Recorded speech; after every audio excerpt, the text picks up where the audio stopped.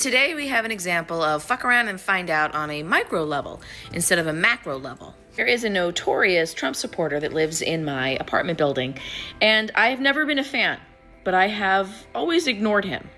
I've heard all kinds of stories of some of the things that he has said to some of the other residents in the building, particularly women. Not only did he have the audacity, no, the audacity to harass a woman, but he truly believed there'd be no pushback.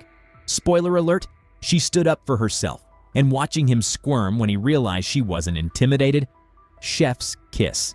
And one of my neighbors has repeatedly asked me to walk her home because she has to go past this guy's porch, his deck, his outside patio, and he'll say things to her. So she's always like, can you just walk me home? Just walk me to my door so I can get past this guy's patio so he won't talk to me. So he's already established himself as a menace. He was walking around with his MAGA hat all summer long. Not a fan. He's largely left me alone because I'm giving him the chilliest you vibes that I can muster. Today I'm outside walking my dog, and as luck would have it, he is approaching us on the path. We're going in opposite directions, so we're about to pass each other. So I am, ironically, playing Defying Gravity on my phone, having just seen Wicked last night. Just listening to my music, walking my dog, minding my business, just about to pass this guy. And he says, "Hi there." And I just keep walking, totally ignore him. And he didn't like that. So he decides to follow it up with, "What's the matter? You don't like me?" Listen, sir, we were coexisting. I was being civil in the face of all the comments that you have made about the women that live in this building, in the face of my friend and neighbor asking me to escort her home past you so that you would not harass her. And I have shown great restraint in not saying anything to you up until today. So you're gonna fuck around? Now you're gonna find out. So he says, "What's the matter? You don't like me?" And I stopped. I made strong, cold eye contact. And I said, "I am not interested in getting to know you because from everything that I have seen and heard, I am certain that I would not like you." And then I cranked Defying Gravity and I walked away.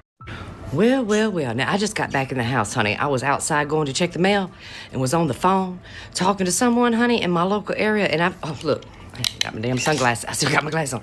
And look, let me tell you something, baby. Oh, this is good tea. This is good FAFO tea, honey, because it concerns the construction industry, baby. Yes, I got FAFO tea on the construction industry, honey. Yes, particularly locally. Yes, out of their mouths, out of their very own mouths. Voter regret, baby. Yes, you see, it just so happens I know a lot of people in the construction industry. And sometimes these people are on job sites. And well, sometimes they hear things. Yes, and they tell me. They run back and tell me immediately, honey. And it just so happens that a particular lumber company, which happens to be a very large lumber company down here in the South on the Gulf Coast, was called yesterday to come retrieve some of their lumber packages and trim packages for some new construction that's going down. Yeah, see, there's a particular construction company that's gotten rather big over the last few years here on the Gulf Coast, especially after those hurricanes ravaged Panama City.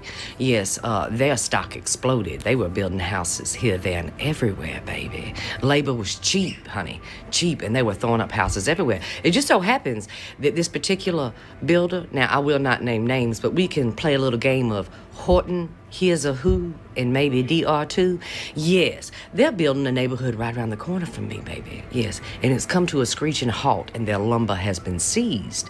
It turns out, according to the people who actually own and run the lumber company, that they were told to come pick up their lumber and trim packages because there is no one around to build the houses. Yes, straight from their mouths, they said they voted for Daddy Dumpy Pants and all this silly little ICE stuff that he's doing has cut into their workforce. Even their workers who aren't illegal but are immigrants are scared to come to work. Hello everyone, and welcome back to yet another episode of FAFO Moments, where we sit back, relax, and watch as some folks learn life's hardest lessons in real time. And today? Oh, Today is a special one because the internet has been blessing us with a fresh wave of unfiltered, no-holds-barred consequences hitting like a freight train moments, courtesy of the ever-dedicated MAGA base. And according to those who actually run the lumber company, the price of lumber is about to skyrocket, honey. Yes, they were talking about how they might even take a loss on what they had to take back. Yes, it's not even worth what it was paid for before it had to come back to the store. Whew, baby. Yes, yes. Fuck around and found out indeed, baby. Yes, yes. Whew, honey. Now, I don't know if it's sheer confidence, selective memory, or just a deep-seated belief that reality can be debated, but these folks keep delivering golden content like it's their life's purpose. It's almost as if they wake up every morning and say, you know what? Let's make today historic for all the wrong reasons. And as expected, the cameras were rolling. You are doing us a disservice to set that down and not stand up for us. Republicans are now hitting the brakes on in-person town halls. One thing I've learned is that some people will stand on a hill and die for an argument they've never researched. You know, the type who confidently shouts, "The government can't control my body," while also demanding to control everyone else's. The same folks who declare, "I don't trust the media," until the media says something they agree with, at which point, suddenly, it's gospel. Last night, Bill Maher destroyed a MAGA Republican congressman to his face for his support of Donald Trump. This is worth a watch. Take a look. Here's the things that bother me about him. And I know no politician is perfect. I can let a lot of shit go. Right. But one, he doesn't concede elections. That's always going to be a deal breaker for me. Does not concede elections and has gotten all you guys to pretend that they won the last election. Two, he just lies. Like he doesn't even care or know what he's lying about. It just, I mean, I have a list just from last night. The election was stolen. No, it wasn't. Crime is up. Crime is down. Worst inflation ever. It's been 23. It's 3. You know, the people coming, illegals have killed hundreds of thousands of Americans. 107% of new jobs went to illegal aliens. I mean, you were in the hall. You heard this shit. It doesn't bother you that he just, whatever he thinks should be the reality is the reality that he then espouses, even though you know it's not? That doesn't bother you? What he talks about is what Americans are feeling every single day, no matter what city in the country you're talking about. So facts don't matter. Inflation. Yeah, exactly. Every time Donald Trump speaks, he lies. During his RNC speech, told over 20 lies. During the presidential debate, told over 30 lies. During his 4 years as president, told over 30,000 lies. That averages out to around 20 a day. Can you imagine lying 20 times a day for 4 years straight? No, but Donald Trump certainly can. And what's even worse is that these Republican congressmen like Byron Donalds sit there and don't say anything. They just buy into Donald Trump's lies. He just tried to do it right there. He tried to pivot, and Bill Maher said, well, I guess facts don't matter, because they don't in the Republican Party currently. This was so well done and an amazing call out by Bill Maher. He's also made it easier for corporations to gut small-town jobs and ship them overseas. They wanted freedom from government intervention, but now that their industries are collapsing, suddenly they're asking, but what about us? And here's the kicker. Trump, the very man they fought so hard to put back in office, is now the one frustrating them the most. Remember those day one promises? The bold declarations of how he'd fix everything the moment he stepped back into the Oval Office? Well, every day that goes by, those promises are looking more like empty Twitter rants than actual policies. Instead of the sweeping, game-changing actions they expected, they're getting a flurry of executive orders that seem to make things worse for the very people who carried him to victory. But instead of holding him accountable, Trump is doing what he does best, blaming Biden. Yes, even now. Somehow, someway, everything is still Biden's fault. The economy? Biden. The immigration crisis? Biden. The fact that Trump, despite now having full control, hasn't magically fixed all their problems? Oh, you better believe that's Biden's fault too. And MAGA voters, desperate to believe their leader can do no wrong, are eating it up like it's the last meal before another round of layoffs. So what do you think? Are Trump supporters finally waking up, or will they keep playing the world's longest game of mental gymnastics to avoid admitting they've been duped? Drop your thoughts in the comments, and while you're here, don't forget to like and subscribe to TrendFeed for more amazing stories that break down the chaos in real time.